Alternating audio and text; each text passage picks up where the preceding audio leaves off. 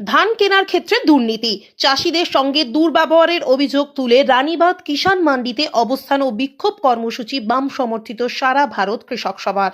বুধবার ওই সংগঠনের সদস্যদের বিক্ষোভের জেরে কর্তৃপক্ষ ধান কেনার কাজ বন্ধ রাখতে বাধ্য হন।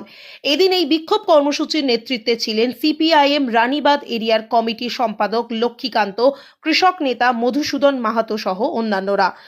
আন্দোলনকারী সারা ভারত কৃষক সভার নেতৃত্বের দাবি, রানীবাঁধ কিষাণ মান্ডিতে সরকারি সহায়ক মূল্যে ধান কেনার ক্ষেত্রে এলাকার চাষিদের বারবার হয়রানির শিকারের পাশাপাশি এক প্রকার গায়ের জোরেই কুইন্টাল প্রতি 5 থেকে 10 কেজি পর্যন্ত বাদ দেওয়া হচ্ছে।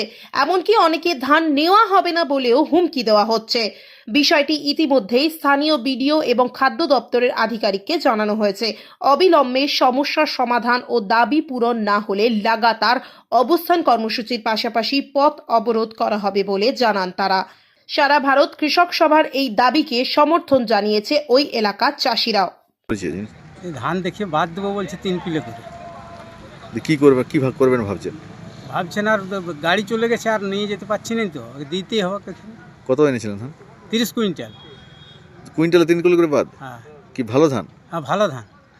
তো হাতে দেখেই ওনারা বলে দিলেন? হ্যাঁ, ওনারা দেখে বস্তায় হাত দিয়ে বলে দিলেন। কি চাইছেন আপনি? আমি আপনি ধান বিক্রি করতে এনেছিলেন? কি অসুবিধা হয়েছে? দেশে হাত তো দেখে করে হাত ঢুকিয়ে বস্তায় অফিসার আসি করে যে বললো 4 কেজি করে বাদ দিতে হবে। তো কি ভালো ধান? ভালো ধান। কত এনেছেন ধান? আমি 30 কুইন্টাল। কুইন্টালে 4 কেজি করে বাদ? হ্যাঁ। তো জিজ্ঞেস করেননি কেন বাদ?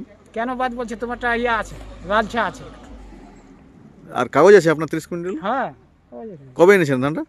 ধানটা আজকে আনিছি, তো আজকে তারিখ আছে। আজকেই বললো বাদ যাবে? হ্যাঁ। কি বিক্রি করবেন ভাবছেন? না আসিছে, ওর থেকে ওজন হয়েছে।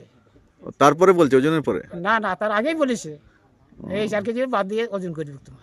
কি চাইছেন আপনি? আমি চাইছি ধানটা তো আমার বাদ দিবে কেন, ভালো ধান বাদ দিবে কেন? আপনি কত বিঘা চাষ করেছিলেন? আমি 8-10 বিঘা আছে। কোথায় নাম কি অসুবিধাটা হলো? আমার ধান ফেরত দিয়ে দিল সব, বলছে ধান নিয়ে চলবে কি না, মানে কি বলছেন ওনারা? বলছে ধান চলবে না, নেবো না।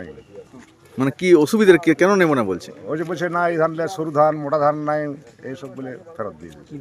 আমাদের যে দাবা আমরা রেখেছি, সেই দাবাটা যদি কর্তৃপক্ষরা মেনে নেন, তাহলে আমরা এই অবস্থান বিক্ষোভটা আমরা তুলে নেব। কতটা ক্ষতি হচ্ছে চাষিদের? কতটা ক্ষতি হচ্ছে? চাষিদের ধানটা টোটালটাই লুট করা হচ্ছে।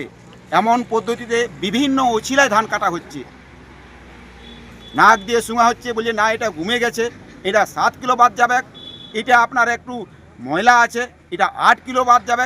দিনের পর দিন কৃষককে শোষণ করা হয়েছে। আমাদের কাছে দিনের পর দিন এই কৃষকদের অভিযোগ আছে, ফলে আমরা আজকে একটা অবস্থান বিক্ষোভের আমরা কর্মসূচিটা নিয়েছি।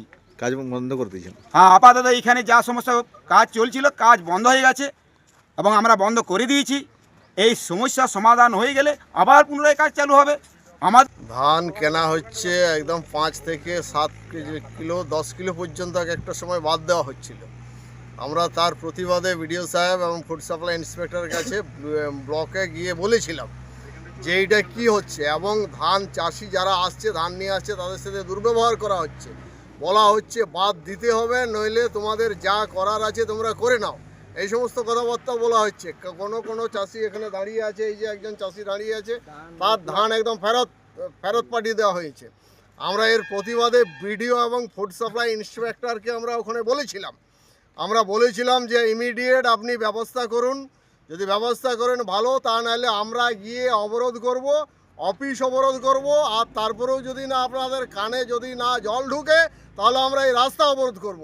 আজ আমরা সময়সীমা বেঁধে দিয়েছি। ওনারা আলোচনা একবার এসেছিলেন, আলোচনা করলেন, তারপরে আবার ভিতরে আলোচনায় গেছেন। আমরা আর একটা নির্দিষ্ট সময় দেখছি, এরপরে আমরা এখন এখানের সমস্ত কাজকর্ম বন্ধ করেছি এবং অবস্থান করছি। আমাদের এই কমরেডরা অবস্থান করছে। এইটা যদি না ফয়সলার জায়গায় যদি না যায়, আমরা এই পথে অবস্থান করব।